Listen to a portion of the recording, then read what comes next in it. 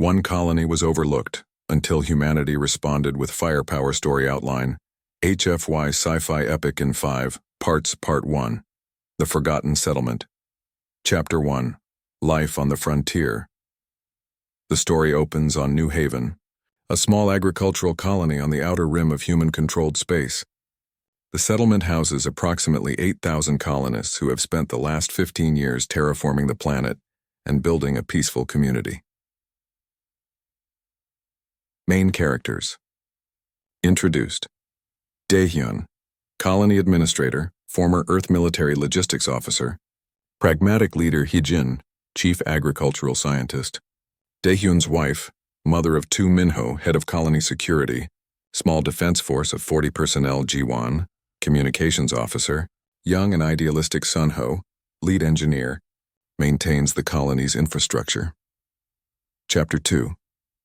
The galactic situation through news broadcasts and communications. We learn about the broader galactic context.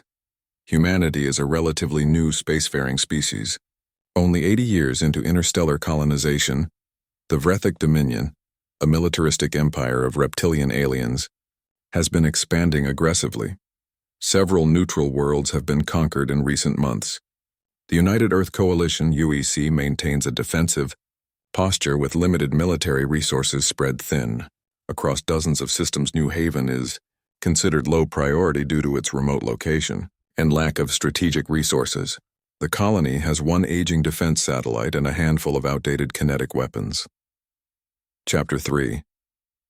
First contact of Vrethic scouting fleet arrives in the New Haven system without warning. 3 warships drop out of faster-than-light travel and immediately begin scanning the planet. Minho's security team scrambles to activate their minimal defenses, while Jiwon attempts to establish contact. The Vrethic ignore all communication attempts. Daehyun sends an emergency distress signal to the nearest UEC outpost, 12 light-years away. Response time estimate, 6 to 8 weeks minimum. Chapter 4. The Ultimatum. The Vrethic commander, Vekthor, broadcasts a simple message. Surrender within 24 hours or face orbital bombardment. The colony has nothing the Vrethic want except the planet itself, which sits on a strategic hyperspace route they're claiming. The colonists hold an emergency assembly. Options are discussed. Surrender and hope for mercy, unlikely given Vrethic's reputation for enslaving conquered populations. Fight with their inadequate weapons, suicidal. Evacuate insufficient transport ships for even a quarter of the population. Daehyun makes the hard decision to prepare a token resistance, while hiding as many civilians as possible in underground bunkers. He records a final message for his children, expecting the worst. Chapter 5. The Long Night. The 24 hours pass in tense preparation. Families say goodbye. Minho's security force takes positions with their limited weapons. Heejin and other scientists work frantically to hide research data and supplies in case any survivors need them later. Jiwon continues broadcasting distress signals on all channels, knowing they'll likely die before help arrives. The Vrethic warships move into orbital bombardment position. The chapter ends as the first energy beams begin to lance down from the sky. Part 2. The Message Received. Chapter 6. Fleet Admiral's Decision. The scene shifts to UEC flagship Indomitable, the lead ship of humanity's 3rd Fleet, currently stationed 3 systems away conducting standard patrols. New characters. Fleet Admiral Kyungmin, hardened veteran, lost family in an earlier Vrethic raid. Captain Seohyun, commander of the destroyer Seoul's Hammer, aggressive tactical mindset. Commander Taejin, intelligence officer. Strategic thinker Lieutenant Yuna, weapons officer. Youngest bridge crew member Jiwon's distress signal reaches the fleet. The message is garbled but clear. Civilian colony under attack, Vrethic forces requesting immediate assistance. Kyungmin faces a dilemma. By military protocol, she should report to High Command and await orders, which could take weeks. The fleet isn't large enough to risk in an unauthorized engagement. But she knows what the Vrethic do to human prisoners. Chapter 7. No one gets left behind. Kyungmin calls a senior staff meeting. The debate is intense. By the book, officers argue for following protocol. Others argue that New Haven's location makes it strategically valuable to deny the Vrethic. Seo-hyun simply states, "There are people." Taijin presents tactical analysis. The Vrethic scouting fleet likely consists of 3 cruiser-class vessels with minimal fighter support. The third fleet has 4 destroyers and 2 carriers with full fighter complements. The odds are actually in humanity's favor if they strike fast. Kyungmin makes her decision. We don't abandon our own. We don't let bullies pick on the weak. And we sure as hell don't let the Vrethic think they can attack human civilians without consequences. She orders the fleet to New Haven at maximum burn. ET, 11 hours. Chapter 8, spreading the word as the third fleet accelerates toward New Haven. Kyungmin sends coded messages to other human forces in nearby systems. Second fleet, 4 systems away. The carrier Busan Rising on Deep Patrol Marine Expeditionary Force on New Kyoto Station. She doesn't order them to follow. She simply provides her position and destination. But the message is clear. Humanity is responding. Word spreads through unofficial military channels. A lone destroyer captain, Commander Jae-sung, receives the message and makes his own decision to happen to be in the area. Then another ship joins, then 2 more within 6 hours. What started as 1 fleet has become an armada of 23 human warships. Unauthorized, uncoordinated, but united in purpose. Chapter 9. Humanity's Nature through Taijin's Intelligence Briefing. We learn why this response is so characteristically human. Other species in the galaxy wage war for resources, territory, ideology. They follow strict rules of engagement, cost-benefit analyses, political considerations. Humans are different. Humanity's wars are most brutal when they fight for each other. From Earth's history, from ancient tribes to modern nations, the pattern is clear. Attack human civilians, and the response is disproportionate and personal. The Vrethic are about to learn this lesson. Chapter 10. The Approach. Human armada drops out of faster-than-light travel at the edge of the New Haven system. Stealth protocols engaged. Sensors active. Kyungmin surveys the situation through tactical displays. The Vrethic are bombarding the colony. Massive fires visible from orbit. The defense satellite has been destroyed, but the bombardment is intermittent. The Vrethic are toying with them, likely trying to force complete surrender before committing ground forces. Seo-hyun requests permission to engage. Kyungmin checks one more time for IFF signals from the colony. Ji-won's emergency beacon is still active, still broadcasting, still fighting. Kyungmin's order. All ships, battle stations. Launch all fighters. Target their engines first. I want prisoners. Let's show them what happens when you mess with humanity. The chapter ends as 23 human warships light their engines and accelerate toward the Vrethic fleet. Weapons hot. Part 3. Disproportionate response. Chapter 11. First strike.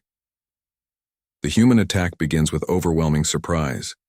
The Vrethic, confident in their superiority and focused on the helpless colony below, detect the human fleet only seconds before the first missiles impact.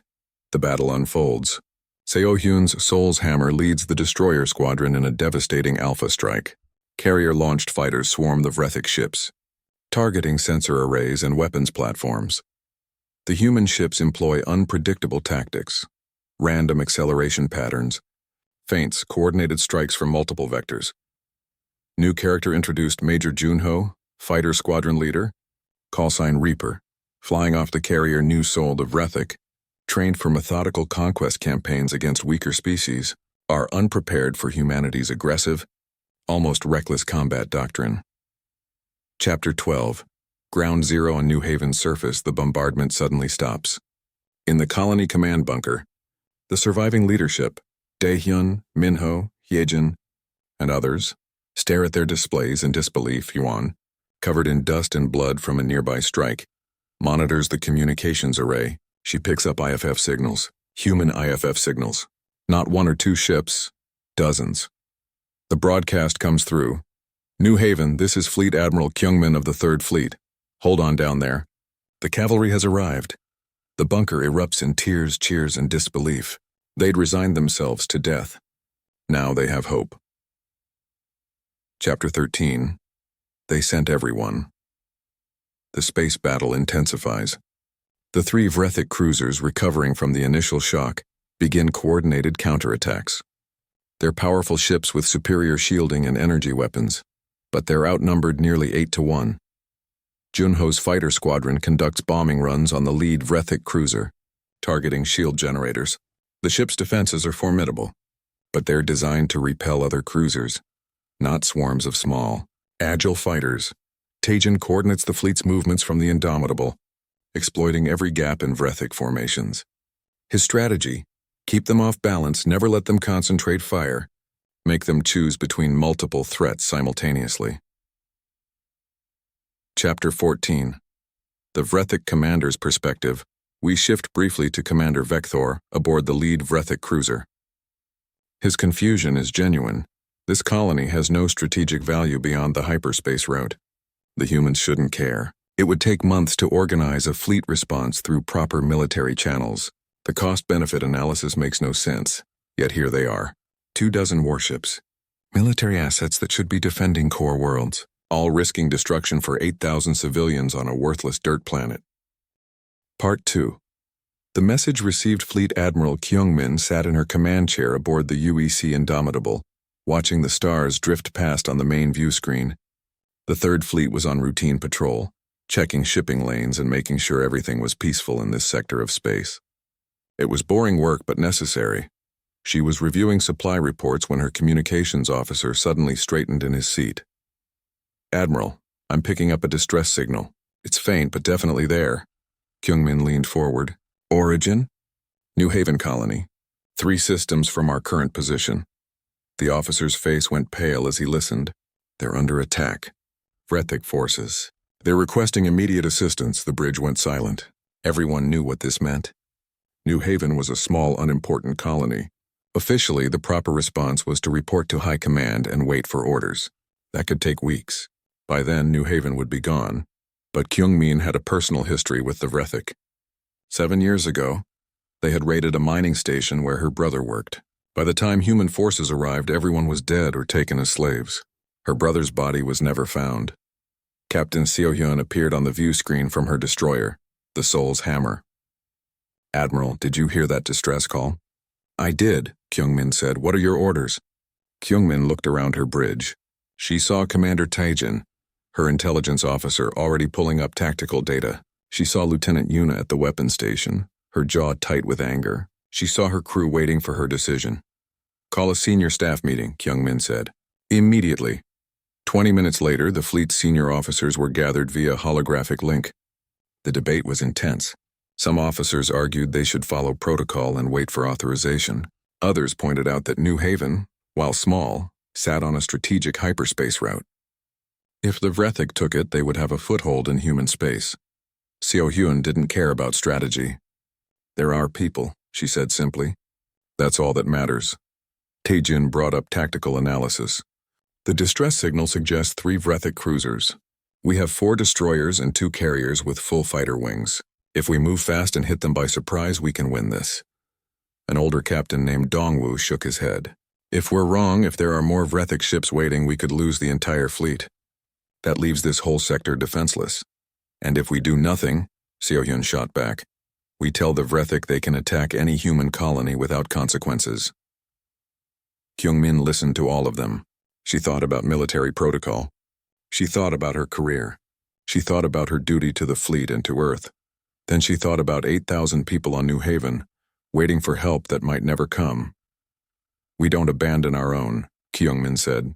"We don't let bullies pick on the weak. And we don't let the Vrethik think they can attack human civilians without paying a price." She stood up. "All ships prepare for combat operations. Set course for New Haven at maximum speed." The fleet began moving immediately. 4 destroyers and 2 carriers, all accelerating toward New Haven. The journey would take 11 hours. Kyungmin sent a coded message to other human forces in nearby systems. She didn't order them to follow. She couldn't. She didn't have that authority. But she told them where she was going and why. The message was simple. New Haven needs help. "I'm going. Join me if you can." She expected maybe 1 or 2 ships to respond. What happened instead surprised even her. Commander Jae-sung, captain of a lone destroyer 4 systems away, received the message. He looked at it for exactly 10 seconds before making his decision. Navigator, plot a course to intercept Third Fleet. We're going to New Haven. His executive officer protested. Sir, we haven't been ordered. I don't need orders to help people, Jae-sung said. His destroyer turned and burned hard toward New Haven. Then another ship joined. The carrier Busan Rising, returning from deep patrol, changed course. Then 2 frigates that were supposed to be running supply missions. Then a marine transport carrying Colonel Bowman's expeditionary force. Word spread through unofficial channels. Ship captains called friends on other vessels. Crews talked to their counterparts on different ships. Within 6 hours, what started as one fleet became something larger. Taejin tracked the incoming ships on his display. Admiral, we have additional vessels joining our formation. Make that 14 ships now. 17. 20. Kyungmin watched in amazement as more and more ships appeared on the tactical plot, all converging on New Haven. Captains from across 3 systems had made the same decision she had. They were coming to help. How many total? She asked. 23 warships, Taejin said. This is half the military strength in this entire sector. Lieutenant Yuna grinned. The Vrethik wanted a fight. They're about to get one. As the fleet accelerated through space, Taejin prepared a briefing on human combat doctrine versus Vrethik tactics. The Vrethik fought methodically, using overwhelming firepower and strong defenses. They were used to fighting weaker species that crumbled quickly. Humans fought differently. Earth's long history of warfare had taught them to be aggressive, adaptable, and unpredictable. Human tactics emphasized speed, surprise, and hitting hard from multiple angles at once. The Vrethik have better shields and weapons, Taejin explained, but they expect enemies to retreat when faced with superior force. Humans don't retreat. We get angry. Seo-hyun studied the tactical data, so we hit them fast from all sides and don't give them time to organize a proper defense. Exactly, Taejin said. They're probably not expecting any response at all. Certainly not this many ships. The hours passed slowly. Crews prepared weapons and ran combat drills. Fighter pilots checked their craft. Marines loaded equipment. Everyone knew what was coming. Kyungmin spent the time thinking about what this meant. By any logical standard, her decision was reckless. She was risking valuable military assets to save a small colony. If she lost this battle, it would be a disaster. But humans didn't always follow logic. Sometimes they followed something deeper. Something that said you protect your own no matter the cost. The fleet dropped out of faster-than-light travel at the edge of the New Haven system. Sensors immediately picked up the situation. 3 Vrethik cruisers in orbit. Bombardment in progress. The colony's defense satellite was destroyed. Fires visible from space. But the emergency beacon was still broadcasting. Ji-won was still calling for help. Seo-hyun's voice came over the command channel. They're still alive down there. They held on. Kyungmin pulled up the tactical display. The Vrethik ships were focused on the planet below, likely toying with the colony before demanding final surrender. They hadn't detected the human fleet yet. Good. Surprise was the most powerful weapon humanity had right now. All ships, battle stations, Kyungmin ordered. Launch all fighters. Target their engines first. I want prisoners to send a message. She paused. Let's show them what happens when you mess with humanity. 23 human warships lit their engines and accelerated toward the Vrethik fleet. Weapons armed, fighters launching, ready for battle. Far below on New Haven's surface, Ji-won's console suddenly lit up with new signals. Human signals. Not 1 or 2 ships. Dozens of them. She grabbed the microphone with shaking hands and broadcast to the entire colony. Help is here. Human fleet has arrived. We're not alone. In the bunkers, people who had given up hope suddenly started crying with relief. Daehyun stared at the tactical display in disbelief. He had expected maybe 1 ship arriving too late. Instead, an entire fleet had come for them. Kyungmin opened a channel to the colony. New Haven, this is Fleet Admiral Kyungmin of the 3rd Fleet. Hold on down there. The cavalry has arrived. The battle was about to begin. Part 3. Disproportionate response. The first missiles struck the lead Vrethik cruiser before its crew even knew they were under attack. The warship's shields flared bright blue as dozens of human weapons impacted simultaneously.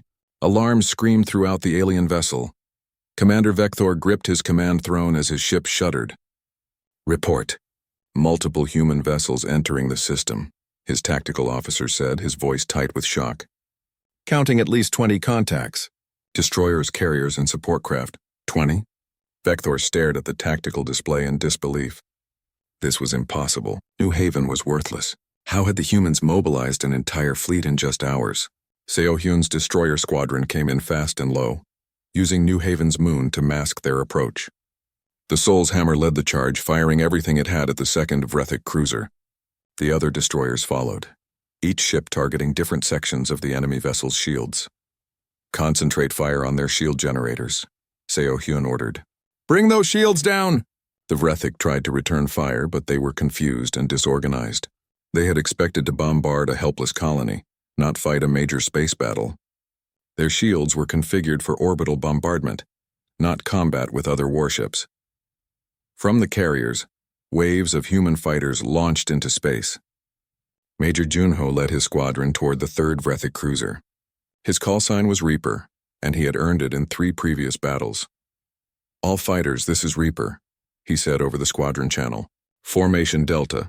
Hit their point defense systems first, then their sensor arrays. Make them blind. The fighters were small and fast. The Vrethik cruiser's weapons were designed to hit other large ships, not swarms of agile fighters. The alien gunners tried to track the human craft, but kept missing. Junho's fighter screamed past the cruiser's hull, firing missiles at close range. The warheads exploded against the Vrethik's point defense turrets, destroying them one by one. Good hits, Junho reported. Moving to secondary targets. On the Indomitable, Taejin coordinated the entire battle. He had dozens of screens showing every ship's position, every weapon system, every tactical opportunity. His job was to find weaknesses and exploit them. Admiral, the lead cruiser's shields are at 60%, he reported, but they're trying to realign to protect their damaged sections. Don't let them, Kyungmin said. Order the frigates to attack from above. Keep them off balance. The human fleet moved like a pack of wolves, never staying in one place, always attacking from new angles. The Vrethik were strong, but they couldn't defend in all directions at once. Down on New Haven's surface, the bombardment had stopped. Taehyun emerged from the command bunker to see the sky lit up with weapons fire. Explosions bloomed in orbit like deadly flowers. The battle was directly overhead. Minho stood beside him, watching in awe.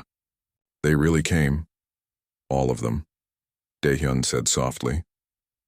In the medical bunker, Hyejin was treating wounded colonists. Over 1,200 people had died in the bombardment, but 6,800 survived. Without the underground bunkers, it would have been much worse. A young girl tugged on Hyejin's coat. Are we safe now? Hyejin knelt down and looked into the child's frightened eyes. Yes, sweetie. Our people came to save us. We're going to be okay. In space, the battle intensified. The lead Vrethik cruiser, Vector's flagship, was taking heavy damage. Its shields finally collapsed under sustained fire from 4 human destroyers. Vector watched his status displays turn red one by one.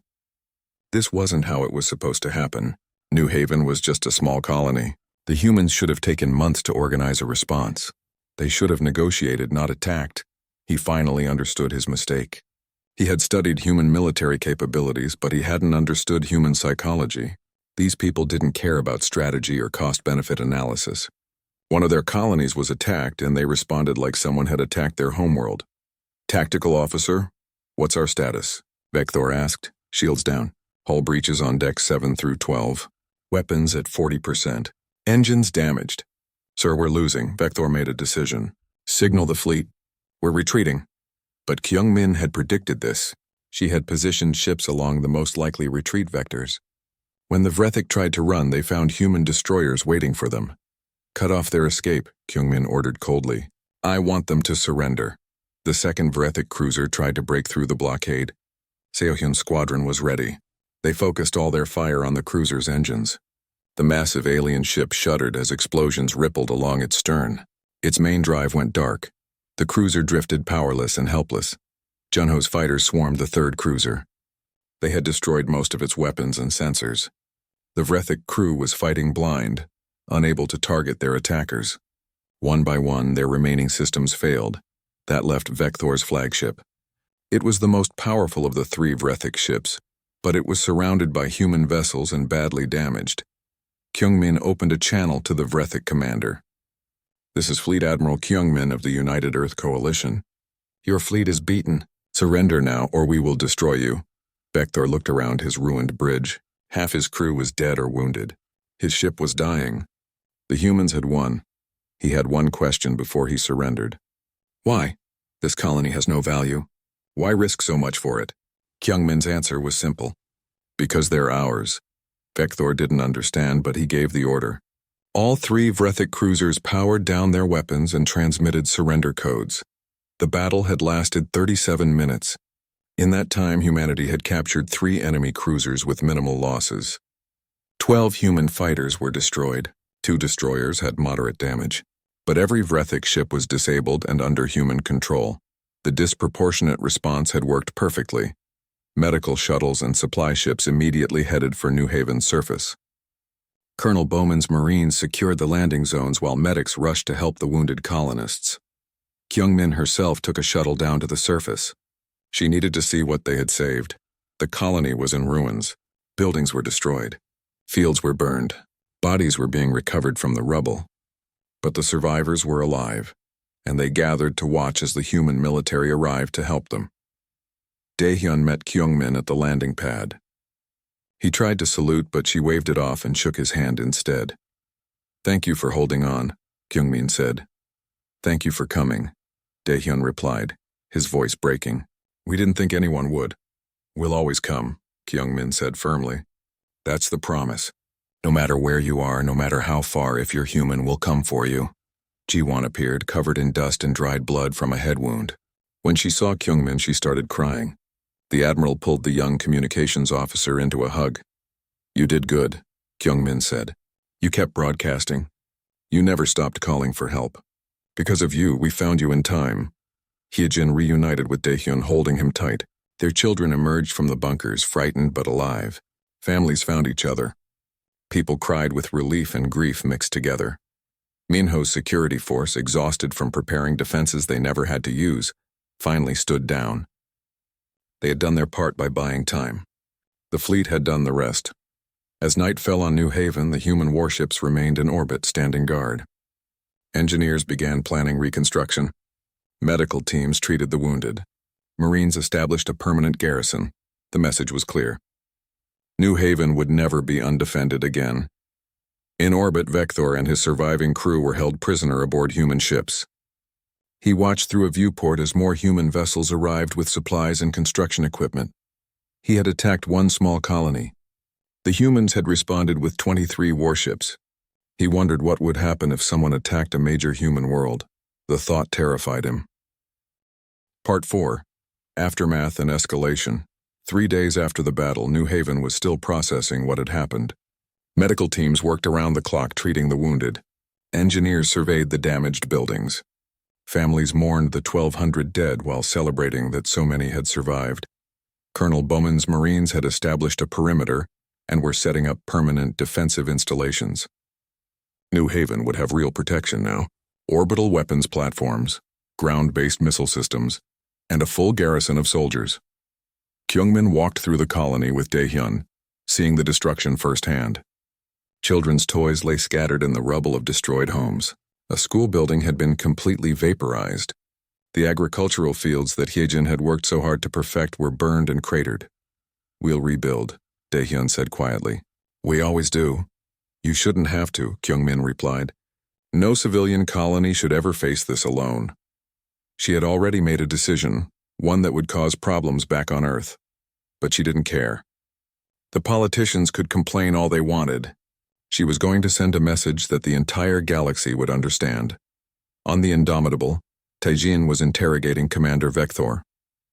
The Vrethik commander sat in a containment cell, his reptilian features showing a mixture of confusion and fear. Why did you attack New Haven? Taijin asked. Vector was surprisingly honest. It was unauthorized. A chance for glory. Your colony sat on a hyperspace route we wanted. I thought it would be an easy conquest. You thought wrong. Clearly. Vector leaned forward. But I must know. How did you mobilize so quickly? This colony has no strategic value. The cost of defending it far exceeds any benefit. Taijin studied the alien commander. That's where you don't understand us. It's not about cost or benefit. It's about principle. You hurt one of us, you answer to all of us. That's irrational. Maybe, Taijin admitted. But it's effective. You won't attack another human colony, will you? Vector was quiet for a long moment. No, we will not. Through the interrogation, Taijin learned something important. Vector's raid had been unauthorized, but it reflected a broader Vrethic strategy. They were testing human resolve, probing for weakness. If humans had ignored New Haven's distress call, the Vrethic would have known they could attack remote colonies with impunity. Instead, humanity had shown exactly the opposite. Kyungmin called a conference with her senior officers. We need to make sure the Vrethic understand what happened here. Not just Vector, but their entire leadership. What did you have in mind? Seo-hyun asked. Kyungmin smiled coldly. We're going to send them a message they can't ignore. She ordered the captured Vrethic cruisers to be repaired, but only minimally. Just enough to limp home. One of the cruisers was loaded with complete combat recordings, casualty reports, and tactical analysis of the battle. Then Kyungmin recorded a message. She stood in front of a camera with the ruins of New Haven visible behind her. Her voice was calm but carried an edge of steel. To the Vrethic Dominion and all who would threaten human colonies. We are a young species, new to the stars. We do not seek war. We do not desire conquest, but we will not tolerate attacks on our people. She paused, letting her words sink in. Every human colony, no matter how small or remote, is under our protection. Any aggression against our civilians will be met with overwhelming force. This is not a threat. This is a promise. This is not a warning. This is a demonstration. The camera panned to show the disabled Vrethic cruisers in orbit. You struck one of our colonies with 3 warships. We responded with 23. Escalate further, and we will show you what humanity does to those who harm the defenseless. You have been warned. The message was loaded into the lead Vrethic cruiser's computers, set to play on repeat during its journey home. The ship was sent back to Vrethic space with minimal crew and no weapons. A humiliation, a warning, and a promise. News of New Haven spread across human space. On Earth and the core worlds, the reaction was mixed. Some politicians praised Kyungmin for her decisive action. Others demanded her court-martial for unauthorized military operations. The military leadership was divided. Admiral Sujin, commander of the 5th Fleet, sent a private message to Kyungmin. You did the right thing. Protocols be damned. Those were our people. But others worried about the precedent. If every fleet commander could launch military operations without authorization, chaos would follow. President Yejin called an emergency session of the Security Council. The debate lasted for hours. Finally, she made her decision public. Admiral Kyungmin acted outside normal protocols, Yejin announced, but she acted in defense of human lives. She demonstrated that humanity stands by its people. For this reason, she will not be punished. Instead, she is promoted to sector command with authority to coordinate defense of all colonies in the outer regions. The message was clear. The UEC leadership was backing Kyungmin's actions. They were turning an unauthorized mission into official policy. Across human space, other colonies that had felt abandoned and forgotten suddenly felt protected. Donations poured in to help rebuild New Haven. Military volunteers requested transfer to colony defense forces. The sense of unity was stronger than it had been in decades, but the news also reached other alien species. The Tholan Concordat, a loose alliance of trading worlds, took note. The Tholans were merchants who valued stability. A species willing to defend its territory aggressively was a species worth respecting. They approached Earth with offers of favorable trade agreements. The Kelson Republic, a democratic federation of several species, sent congratulations. They had been victims of Vrethic aggression themselves and appreciated humanity's strong response. But not everyone was pleased. The Vrethic Dominion received their crippled ships and Kyungmin's message with growing rage. Supreme Commander Rakthor, the ancient leader of Vrethic military forces, watched the human admiral's message 3 times. Each viewing made him angrier. They humiliate us, one of his officers said. We must respond with force, but Rakthor was old and cunning. He had fought many wars against many species. He recognized that the humans had outplayed him tactically. They had turned Vector's unauthorized raid into a propaganda victory. We will respond, Rakthor said slowly, but carefully. The humans believe their fierce response proves they are strong. We will test whether that strength is real or merely bravado. He began planning a proper military operation, not a small raid, but a legitimate attack on a target the humans couldn't ignore. He would show them that defending one small colony was easy. Let's see if they could defend a major world. 3 months passed. New Haven was rebuilt better than before. The population had grown to 9,500 as new colonists arrived, inspired by the colony's survival story. Permanent defenses ringed the planet. A full Marine battalion was stationed there. Daehyun had become something of a celebrity. He was invited to speak at the UEC assembly about life on the frontier. Heejin's agricultural techniques were being adopted by other colonies. Jiwon had been promoted to lieutenant commander and was training other communications officers on emergency protocols. Minho finally had a proper security force, well-equipped and well-trained. Though he joked that now that New Haven was one of the most defended colonies in human space, they probably wouldn't need it. Kyungmin visited New Haven for the one-year anniversary of the attack. A memorial had been built for the 1,200 who died. Their names were carved in black stone, and an eternal flame burned in their memory. She stood before the monument with Daehyun, Hyejin, and the other survivors. No speeches were made. No formal ceremony was held. Just a moment of silence for those who didn't make it. Afterward, Daehyun walked with Kyungmin through the rebuilt colony. Children played in new parks. Families worked in restored fields. Life had returned to normal, or as normal as it could be after such trauma. "Do you think they'll come back?" Daehyun asked. Kyungmin was honest. "Maybe, but if they do, we'll be ready. And they know that now." What she didn't say was that her intelligence network had detected unusual Vrethic fleet movements. Ships gathering. Forces concentrating. Something was coming. The Vrethic hadn't forgotten New Haven. They had learned from it, and now they were preparing to test humanity again on a much larger scale. The message had been sent, but the true test was still ahead. Part 5. The Reckoning Supreme Commander Rakthor stood in the war room of the Vrethic High Command, studying the holographic display of human space. His scales were dark with age, and his eyes held the cold calculation of a predator who had survived 1,000 battles. "New Kyoto," he said, pointing to a blue marker on the display. 200,000 humans. Major industrial center. Shipyards, factories, and trade hub. The humans cannot ignore an attack there. His officers studied the target.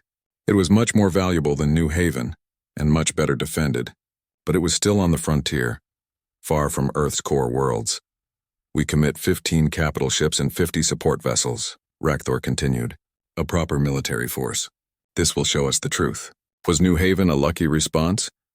Or are the humans truly willing to defend aggressively even when outnumbered?" The Vrethic High Council approved the operation. They too wanted to know if humanity's fierce response was strength or bluff. Taejin's intelligence network detected the Vrethic fleet movements within 3 days. He immediately reported to Kyungmin, who was now coordinating defense for the entire outer sector. "New Kyoto," Taejin said, pulling up the tactical data. "The Vrethic are assembling a major fleet. 15 capital ships at least. That's 3 times what they sent to New Haven." Kyungmin felt ice in her veins. New Kyoto was home to 200,000 people. It was a crucial industrial world, but it was also vulnerable. The nearest major human fleet was Admiral Sujin's 5th Fleet, which had only 12 capital ships. She called an emergency meeting with UEC High Command. The military leadership gathered via holographic link, their faces grim. "We can't defend New Kyoto with conventional response protocols," Admiral Sujin said bluntly. "My fleet is outgunned. Reinforcements from Earth would take 3 weeks. By then, the colony will be destroyed or captured." "Can we evacuate?" someone asked. General Hanul, the Marine Corps commandant, shook his head. "Not 200,000 people. Not in time." The debate was intense and painful. Some argued for negotiation. Others suggested sacrificing New Kyoto to preserve the fleet for defense of more critical worlds. The cost-benefit analysis was brutal but clear. Then President Yejin spoke. She had been silent during the debate, but now her voice cut through the arguments. 3 months ago, we made a promise. We told every colony, every human settlement that they were under our protection. We said we would respond to any attack with overwhelming force. Were those just words? The room went quiet. "If we abandon New Kyoto," Yejin continued, "we prove the Vrethic right. We show that our protection only extends to places we can easily defend. Every remote colony will know they're expendable. Every enemy will know we'll back down when faced with real opposition." "But the cost," someone began. "The cost of breaking our word is higher," Yejin said firmly. "We fight. We send everything we have. We show the Vrethik and the entire galaxy that humanity keeps its promises. She ordered every available warship to New Kyoto. The Fifth Fleet under Admiral Sujin, the Third Fleet under Seo Hyun, who had been promoted after Kyungmin's elevation to sector command. The Seventh Fleet from the outer colonies. Support vessels, armed merchants, everything that could fight. Within 1 week, 47 human warships were converging on New Kyoto. It was almost the entire military strength of the outer sector. Earth's core worlds would be defended only by local defense forces. It was a massive gamble. If the Vrethik had a larger reserve fleet, or if another enemy attacked while humanity's forces were concentrated at New Kyoto, it could be catastrophic. But Yejin was betting that the Vrethik were testing resolve, not launching a full-scale war. She was betting that humanity's willingness to risk everything would itself be the deterrent. The Vrethik fleet arrived at New Kyoto first. Admiral Sujin's Fifth Fleet was waiting in defensive formation around the planet. Rakthor studied the human deployment from his flagship. 12 capital ships, as expected. Outnumbered and outgunned, he broadcast a surrender demand. Human colony New Kyoto. Surrender within 12 hours or be destroyed. You cannot win this battle. Sujin's response was simple. Come and take it. Rakthor prepared to attack. Then his sensors detected new arrivals. Ships dropping out of faster-than-light travel. Multiple contacts. The Third Fleet emerged from hyperspace. Then the Seventh Fleet. Then support squadrons. Then armed merchant vessels. Within minutes, the human force grew from 12 ships to 47. Rakthor stared at the tactical display in disbelief. They had done it again. The humans had committed everything to defend this one world. Every ship that could fight was here. Are they insane? His tactical officer whispered. Perhaps they were. But their insanity gave them power. The battle began. It was the largest space engagement between humans and Vrethik in history. Seo Hyun led the destroyer squadrons in aggressive wolf pack tactics, just like at New Haven, but on a much larger scale. Her ships darted in and out, never staying still, always attacking from unexpected angles. Major Junho, now promoted to wing commander, led hundreds of fighters against the Vrethik capital ships. His pilots had learned from New Haven. They knew how to exploit Vrethik weaknesses, how to overwhelm their defenses with sheer numbers and speed. Colonel Bowman's Marines conducted boarding operations on damaged Vrethik vessels, a tactic the aliens had never encountered before. Why board an enemy ship when you could just destroy it? But humans fought differently. They were willing to take risks, to get personal, to turn every battle into close combat. Admiral Sujin coordinated the overall strategy from New Kyoto's orbital defenses. She used the planet itself as an anchor, forcing the Vrethik to come to her while human ships struck from all sides. The Vrethik fought back fiercely. Their ships were powerful and their crews were trained. But they were facing an enemy that didn't follow the normal rules of warfare, an enemy that fought with desperate courage because they were protecting their own. Rakthor watched his careful battle plan fall apart. The humans were everywhere. Every time he concentrated fire on one group, another struck from a different vector. His ships were powerful individually, but they couldn't engage in all directions simultaneously. His flagship took a direct hit from a squadron of human bombers. Shields flickered and failed on the port side. Damage reports flooded in. Supreme Commander, we should retreat, his tactical officer urged. Rakthor was considering it when Kyungmin's voice came over the open channel. Vrethik Fleet, you came here to test humanity's resolve. You have your answer. Surrender now or we will destroy you. This is your only warning. Rakthor realized he had made a terrible miscalculation. The humans weren't bluffing. They really would sacrifice everything to protect their colonies. It wasn't logical. It wasn't economical, but it was devastatingly effective. His choice was simple. Retreat in humiliation or stay and be destroyed. All ships, Rakthor ordered. Power down weapons. Transmit surrender codes. The battle ended after 4 hours of intense combat. Human casualties were heavy. 8 ships destroyed, 15 damaged, over 2,000 personnel dead. But the Vrethik had lost worse. 5 capital ships destroyed, 10 captured, the rest severely damaged. Most importantly, New Kyoto was saved. Medical teams worked around the clock treating casualties. The colony had suffered some damage from long-range bombardment before the fleet arrived, but nowhere near the devastation of New Haven. Fewer than 300 civilians had died. Kyungmin traveled to New Kyoto personally to oversee the aftermath. She met with President Yejin, who had made the journey from Earth. "We can't keep doing this," one of Yejin's advisors said. "We can't commit our entire fleet every time someone threatens a colony." "We won't have to," Yejin replied. That's the point. She was right. News of the Battle of New Kyoto spread throughout the galaxy. Humanity had faced overwhelming odds and won. They had risked everything to defend 200,000 people on a frontier world.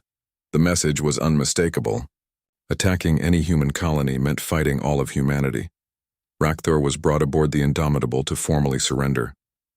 Kyungmin met with him in a secure conference room. Why?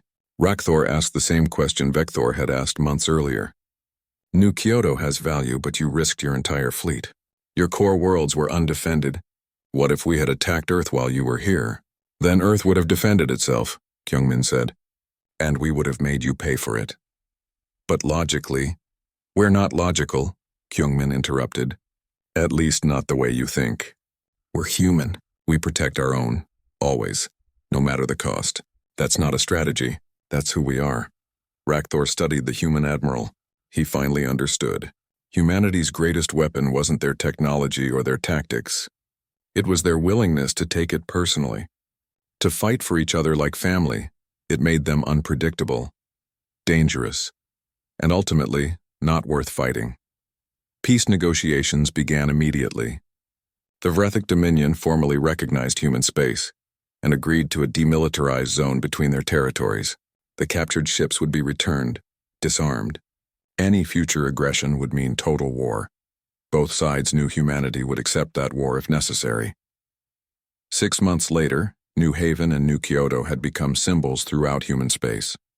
The phrase "Remember New Haven" was used by military units as a rallying cry. The colonies that survived were stronger than ever.